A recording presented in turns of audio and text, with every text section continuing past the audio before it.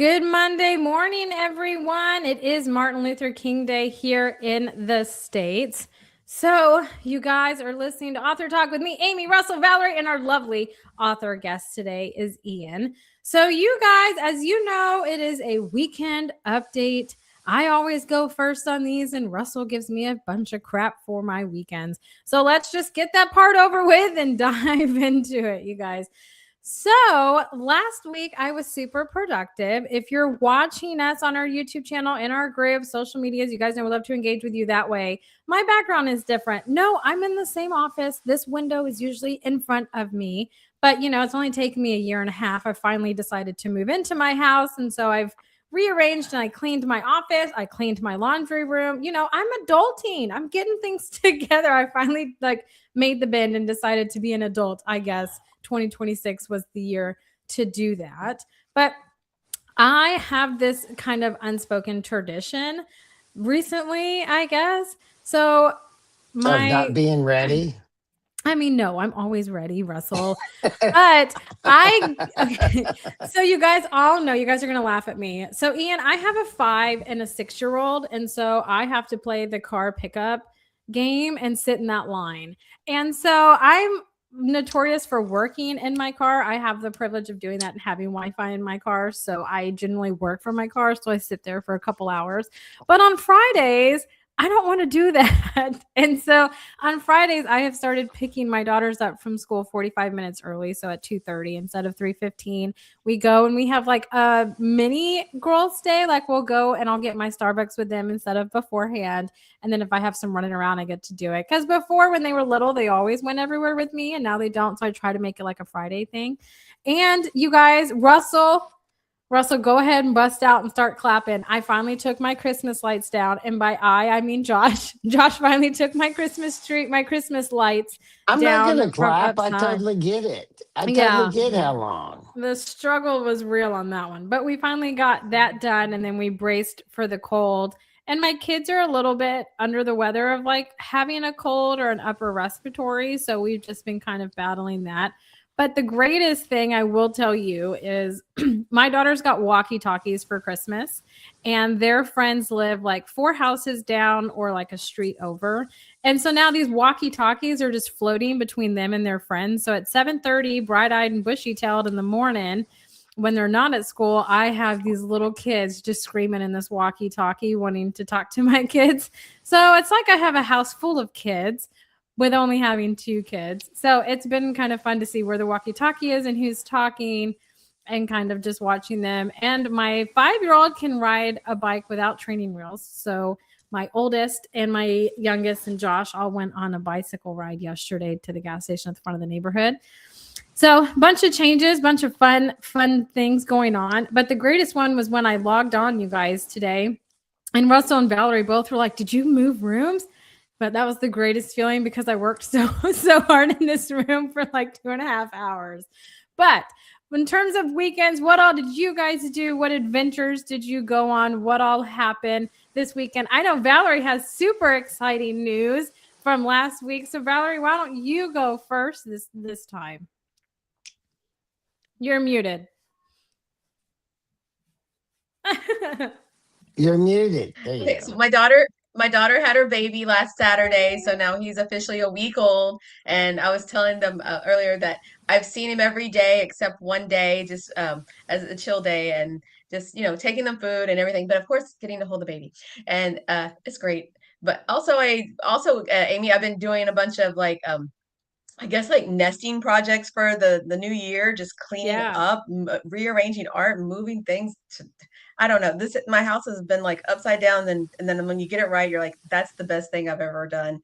And it only didn't. And it's like when you in your mind, you're like, this is gonna take forever, and it really doesn't. And it's just one of those things you just keep putting off. And I've also picked up a copy of Alchemize, which this is so heavy. I started and I was like, I'm gonna have to do the audiobook. It's over 1,000 pages. It's a big book. I was like, I'm sorry. That's the book, Russell, that you told us about that came out of fan art, fan stories. Oh, is that where it came out of? Yeah, but then she rewrote it. This is like a new Oh, come on. But level of it's stuff. I'm gonna have to do the audiobook. It's just I was like, I will never finish. It's just my reading time is so, and I'm in the car so much. So and Yeah, then audiobook it. yeah, so for sure. And then I can get in the zone when I'm driving. It distracts me from the traffic, and I'm like, Oh, I yeah. don't. I'm sure you're a great driver then. It's yes. Because I'm trying to work smarter, not harder. I was just researching some AI marketing techniques for my books, just, Yeah. in addition to the things I'm doing. I'm already starting to organize, reaching out to schools, and just, I don't know. I feel like, I probably have ADD, but I've just never been Oh, you diagnosed. But do. I'm just do all these little things but they're getting done. They're getting done, I promise. So that's I what I do. love it though. That's exciting. Now you're a grandmother. That's super exciting. And you've decided Yeah. on audiobooks, which is my go-to route. So I Oh, I love love that. audiobooks. But just Yeah. for this And one, for sure. For sure. This is oh a for yeah. sure one. Yeah. And I heard that you have to make it through the first like 5 or 6 chapters. You make it through that and then it gets really good. I'm not patient enough, but that's what I've been Well, I'm told. gonna give it a try. I'll give it a try. I'm here for it. Russell, Yeah. Ian, what did you guys do this weekend? Let Ian go next. Oh, Ian, you're you're muted. also muted. Ian, you're muted. There you go. He's doing it. You're still muted.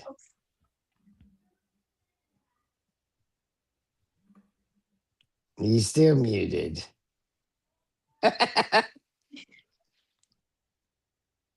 No, still muted. If you hit, you might have to do it on your screen though, because sometimes the shortcuts don't work. So I totally get it. Okay, let me go ahead while he figures it out. No. Yeah, go ahead, Russell. Okay, I'll go ahead. So I have 2 parts to it. The first part is very cool. Another part is very domestic. So Friday night. There we go. There we go. Yay! Okay, Yay! Ian, go ahead. My apologies. Okay, so that's the type of weekend I had. All right, I get it. In other words, you have just witnessed a metaphor in action. There's nothing like it. I just moved an apartment's full of stuff out from the city to my permanent place.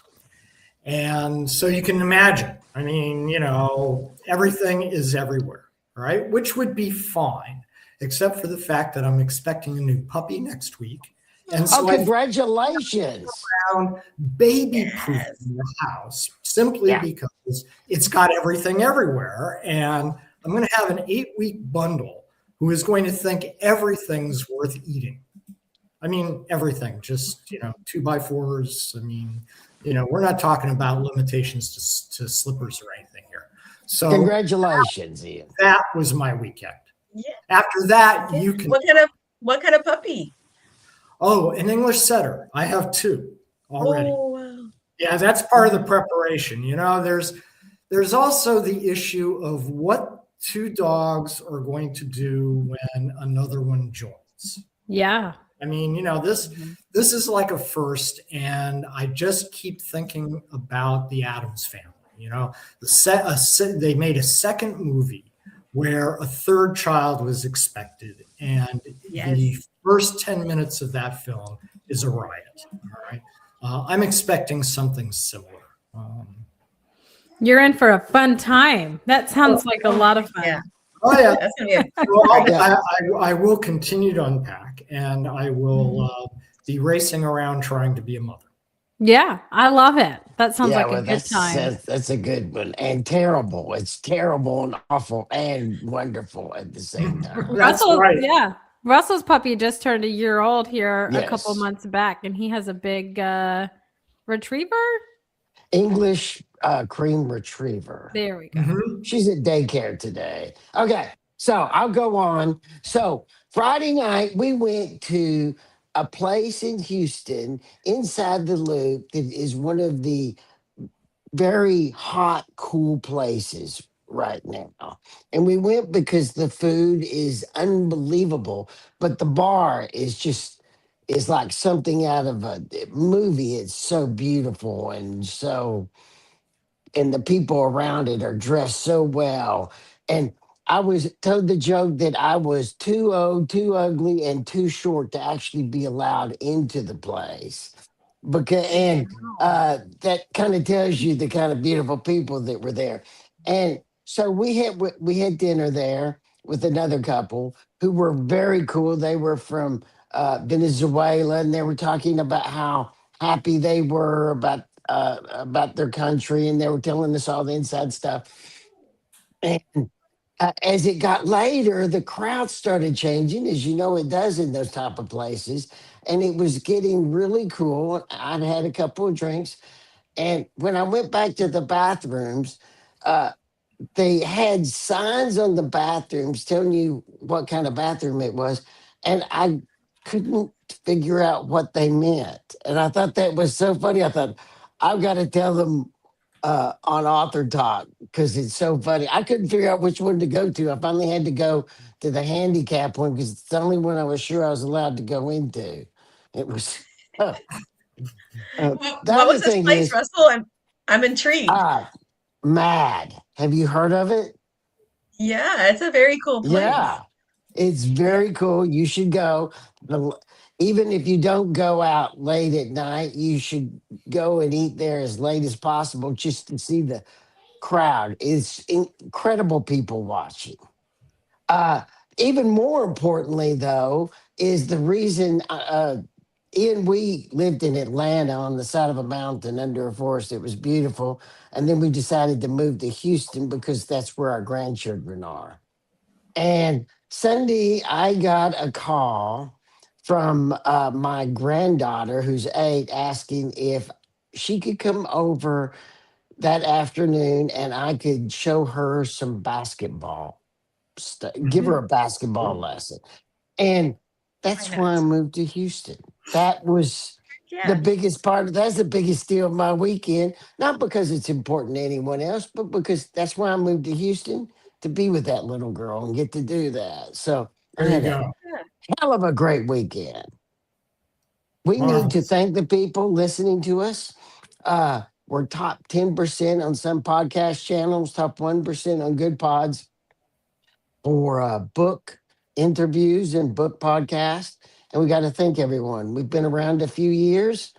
It's easy to find us now. I never could before, but after Amy changed everything, even I can find us. Amy, where can people find us? You guys, that is the truth. Ian, so just real quick, Ian, Russell always comes with a disclaimer. This is 100% Russell, and he usually picks on me and gives me a ton of crap. So when he says he can actually find it, it is the truth. He's not actually being snarky. He literally had a hard time finding it for a long time, you guys. But if you type in Author Talk on any one of our social media channels, on our YouTube channel, and any podcast avenue, my go-to is Amazon, Spotify. If you're an Apple user, iTunes, Android like me, it's Google Play. But type in Author Talk, look for the crimson, red, and gold, because like always, I love those colors and I picked them and I think they're beautiful. And that will be us. You can hear every single show that we've done, you guys. And if you want to have a good little chuckle, like I like to do every now and then, you can go over to our YouTube channel or any one of our social media channels and see how we started back when Russell lived in Houston. The first time we used to drive down there and pre-record episodes at his place in downtown Houston to where we have evolved to today. You can go on over to those and enjoy it and have a good chuckle. But you can also see them on any one of our social media channels. We are all public and out there. You can engage with us, ask us questions. If you want to be on the show, you guys, the only claim to millennialhood I will accept is the fact that you do have to DM me. My emails do get bogged down and I'm terrible at email communication. I'm much better at a text message. She really is, Ian. I mean, you know, I am. you It's can my send her only 10 claim. emails. You never hear from her. It's awful. True. It is a very true thing. It's the only time I will claim being a millennial, you guys, is how we communicate for sure. But with all that being said, Valerie, let's get Ian talking about his book and his journey to becoming an author. So with that, take it away, Valerie. Yeah, okay. So, Ian, this is your first book, is that correct? No, it's not actually. In fact, this all started with a book. I mean, oh, that's so exciting. So I've rarely changed jobs, but I've changed careers several times. And back in 2021. Okay, stop. Well, That was a completely ironic and weird statement that please explain in just a sentence or two, because it was too juicy for me not to interrupt. all I right. haven't changed many jobs, but many careers. It's beautiful words. Well, sure. No, the thumbnail sketch is easy, and it is true to the advertisement. I spent years in kitchens. I'm a professional cook. I spent years in the military intelligence complex until I decided it wasn't a good deal. I was in academics for 19 years. I changed jobs once in academics. I was a professor at Northwestern for 16 years and then took a plum job at Penn State for a little while. Excuse me. So that's an exception to the rule. And after that, I went to Wall Street and I headed up a, let's call it what you'd call now a financial technology company, on Wall Street. And from there, I went into being a full-time author. Now, in all that time, just to kind of, cut that off, I only changed jobs that once. In other words, I was pretty much in the same place the whole time I was an industrial cook, and I was in the same place the whole time I was in intelligence, and the same for the Wall Street thing. So I taught at 2 universities. That's the sense in which multiple careers, right? I just don't believe you need to be unhappy going through your professional life. I mean, too many people just get to the point where they think that's all they can do, right? And there's a big difference between kind of repeating 1 year 20 times and actually working 20 years. I mean, that has sort of driven me. So the latest came from, I was in a hiatus and I wrote a book, a nonfiction book called 4 Laws for the Artificially Intelligent. This was pre-chat GPT, all right? And my publisher, in his infinite wisdom, put this book out within 2 weeks of another book called The Age of AI by Eric Schmidt and Henry Kissinger. Now, guess whose book got read? Okay, I mean, you just, you can't get by that. But that's not what really got me. That's the point of the story, I think. It was the fact that I read their book and I found, on the one hand, a rehashed history of AI. Okay, they didn't do any better than anybody else, but it wasn't bad. And then there were 30 vignettes of what they believed AI would do in the future. Now, they weren't bad at all. As a matter of fact, pretty well thought out and quite entertaining for the authors. But I looked at that and I actually resented it. Okay, I resented it in the sense that it used to be that if you conjectured about the future that way, you called it science fiction and you published it as fiction, right? And fiction became a mirror for our prophecies, if you like, about the future, all right, to make it sound very noble. And here were people, and they're not the first, it just finally sank in, that were publishing predictions about the future and calling it nonfiction. And I actually shelved 50,000 words of a follow-up book, never to come out again, and turned to writing fiction. All right. I think I'm on my 9th book now, Russell. Amazing. Great. The first series, well, let me close this out in a way that will make it make sense. So I didn't leave AI. That's the point. Okay. In other words, I had written a book on AI and I have not left it since. The first books were mysteries, actually. They were mysteries narrated by an AI who was a nurse to an autistic personality. All right. So, that allowed me to, talk about AI in certain ways. And I was in the process, I was introduced to Martha Wells' books, what they call now the Murderbot series. All right. I hear it's been made into a TV show even. It's hardly a comedy, but it's being marketed that way. And she wrote these novellas starting back in 2017, I think, on consciousness as illustrated through a robot come humanoid in a far sci-fi future, right? Who had cut his bonds and was learning to be like with everybody else, all right? Mm-hmm. And it made me think about that a little bit. So that's when I turned around again, sticking with the AI theme and finally coming back to Valerie, I guess. It's the Initial Condition is like the third book in a series I call The Mechanic's Diary. Nice. Now, The Mechanic's Diary, I've struggled with how to pitch this, if you like. All right. And you should have questions because the series follows an AI created according to a 16th century alchemical formula. All right.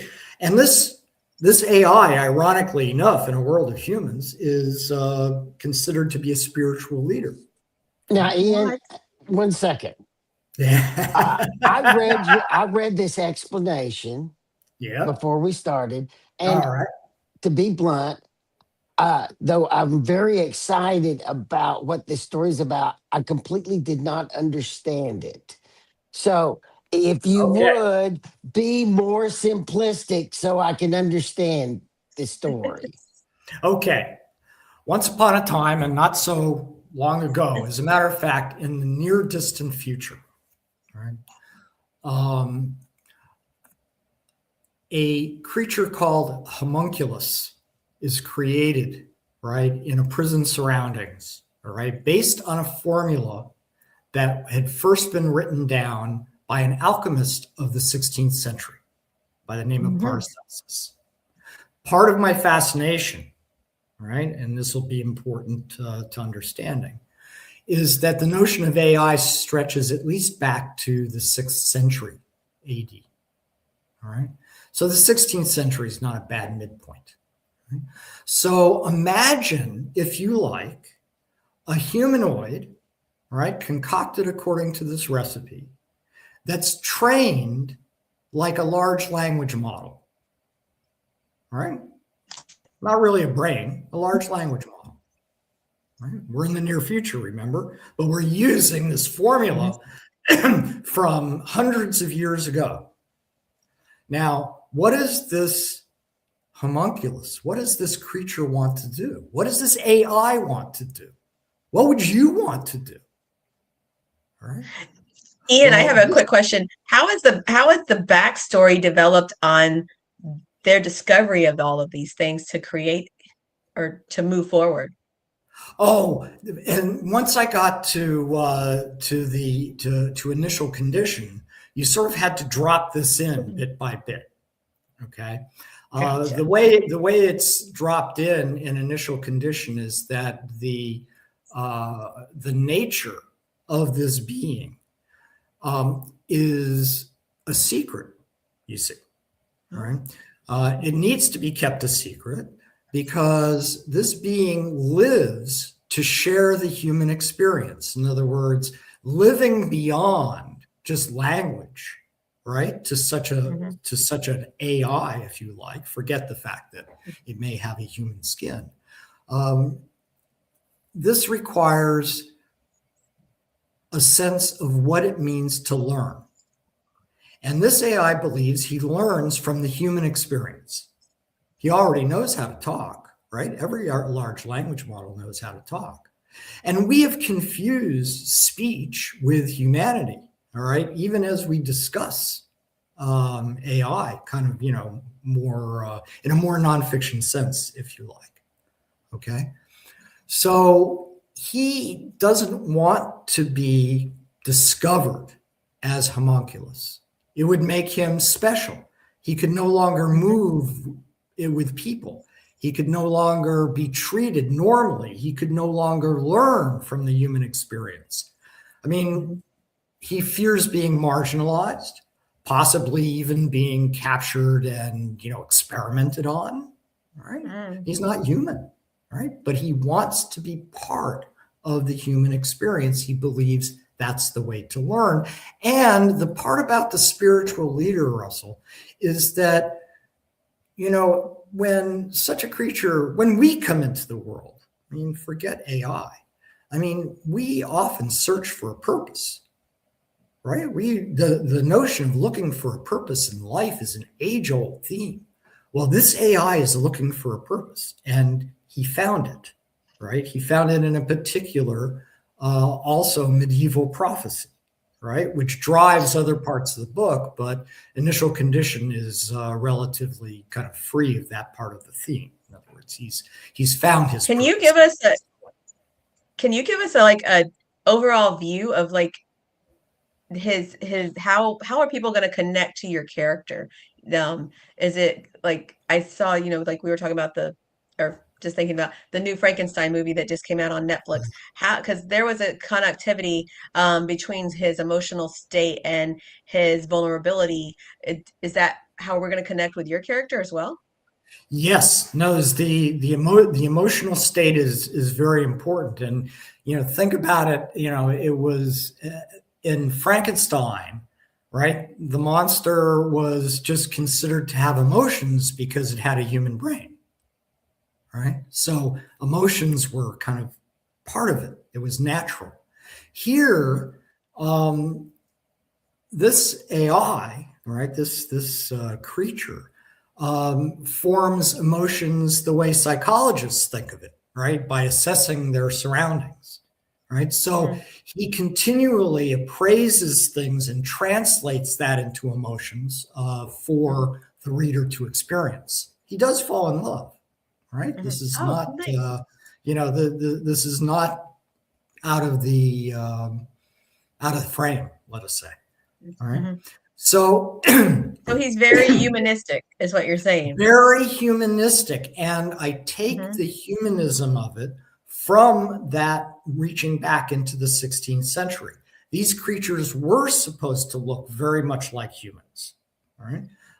And they were supposed to be bred a certain way. All right. They were first conceived of back in the 11th century. So, like I say, for the purpose of understanding, think about it as an AI working his way through humanity, right? Trying to learn as he goes and with a purpose. Would you consider then the Frankenstein character an AI type thing as well as yours, or how is the AI implemented in your character? Just is it from an outside source, or how is he coming to life? Oh, well, now you're asking about the 16th century formula. I mean, Yes. he is well, hold your breath, quite literally. Homunculus is bred by putrefying male sperm in horse manure, essentially, for a long time, and then adding certain type of blood, and then letting it sit for what amounts to roughly the time it would take to gestate a human baby. Right? Oh my goodness. Out of which comes a humanoid, according to this mystic part. Well, he was actually a doctor. His name was Paracelsus, and he lived in the 1500s. So he characterized these beings, and he characterized the formula that made them. Now, what's the wrinkle here? The wrinkle is that my homunculus actually has the benefit of language training. Mm-hmm.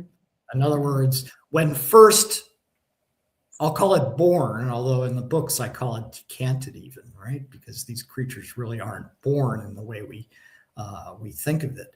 But these creatures have no knowledge, right? They're born into what looks roughly like teenage bodies. They have no knowledge of anything. And in the background of the story, they can be trained in the same way as a large language model. All right. So imagine you're talking to Claude. All right. You're interacting with Microsoft's, AI. All right. Anything that you can talk to and it will talk back to you. It will answer questions. It will even offer opinions. It will form conclusions. It will act exactly the way a large language model will act. Now, we have thought really almost for all of history that language is what differentiates man from beast, man from everything else. But I have just given you a man who talks. Now, can you describe a situation in the book that and what kind of where maybe that is being demonstrated, as well as what kind of situations is your character running into to move along the story? So speech is at the heart of the initial condition. All right. So I'm going to use that as the example that I think you're looking for. What moves it along is that a couple of religious mystics kidnap one of. I'm going to give my hero a name, okay, just to make it easy. Okay, his name is Hansi. All right, or I'll call him the mechanic. How's that? Okay. One of the kids is kidnapped, all right, to find out whether this being can actually speak, right? Because according to these mystics, that's against the law. And they take this kid back to their community, which actually is a sanctuary community. And it's a community in which religious law forbids speech by the artificially intelligent. Right? Are there more like him then? If it's forbidding this? No. See, this is where we reach back again in time. All right. In other words, this is a Jewish community. This is an ultra-Orthodox Jewish community.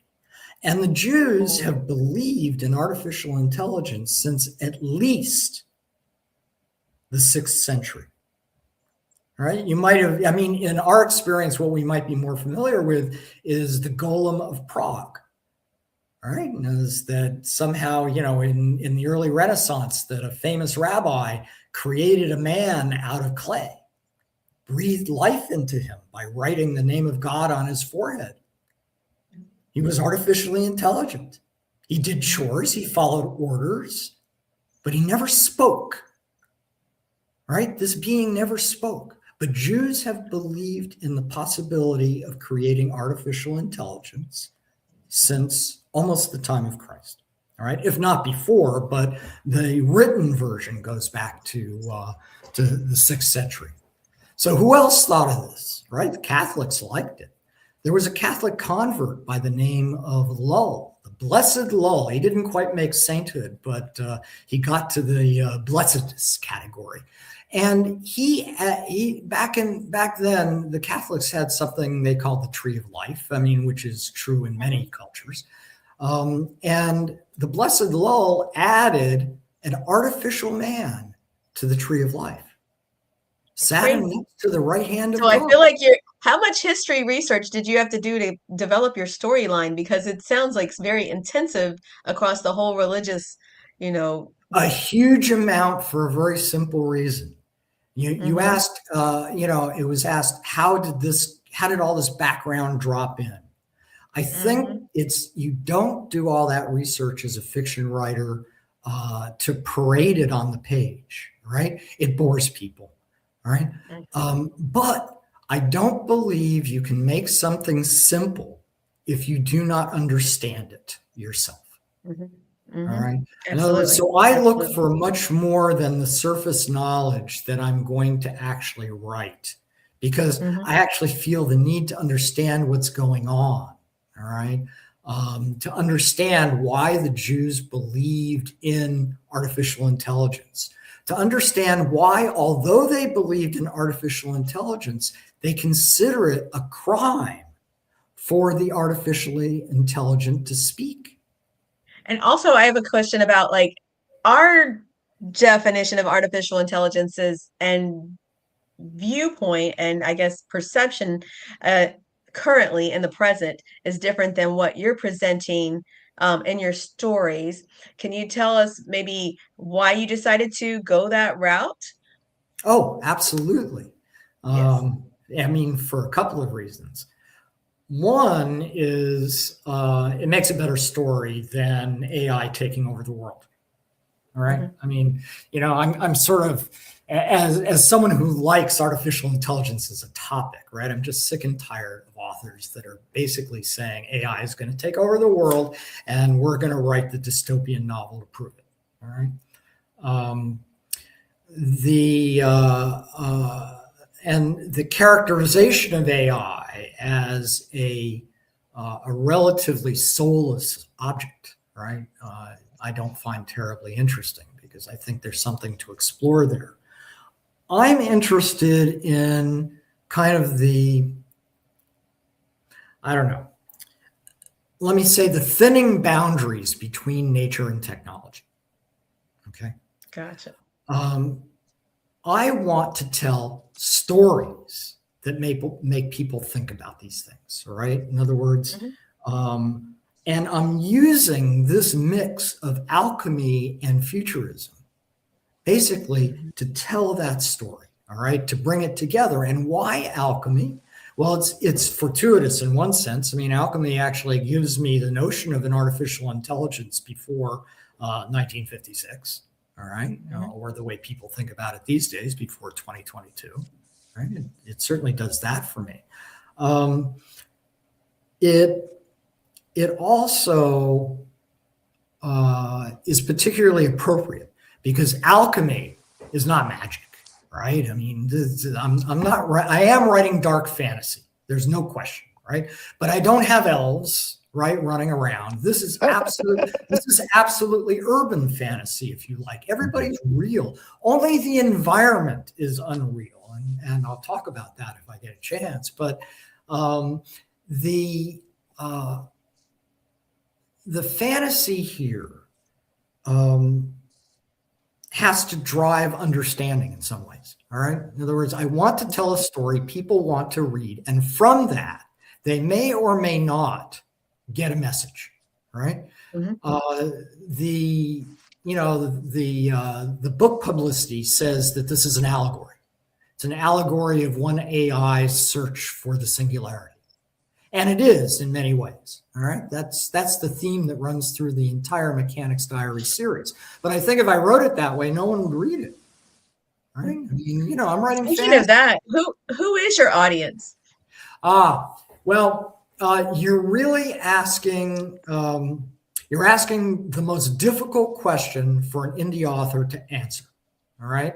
And I actually think for a traditional author as well, it's often very difficult. The straight answer to your question is I have two audiences. All right. And those based on nature of the book. I have two audiences. The dark fantasy audience is basically males between 20 and 45. Right? Completely dominated there except for romantasy. But dark fantasy has relatively little romantasy compared, and, except for the real horror stuff that is almost its own genre. So, I fit into the dark fantasy category. There's no question. This is dark work. It's at the same time, it's a story about teenagers. It's a young adult tale. It's a coming of age tale. All right. This is a teenager that's trying to figure out who he is in this world and what he wants to do and how to handle those emotions you talked about. All right. It's a completely different canvas on which to paint those problems. So from a YA point of view, I think it absolutely qualifies. I mean, for the type of young adult who's sort of into wearing black, I think it is perfect. Ian, I think that you should start your explanation of your book 40 minutes ago like that. That is the way you close a deal. What the last 5 paragraphs you just said. That's the way you should start your interviews, not the way you end, because that was beautiful, that was precise, and that was interesting to your audience. So I that was appreciate it. So you should start that way. I will. Tell me what you are the proudest about your book.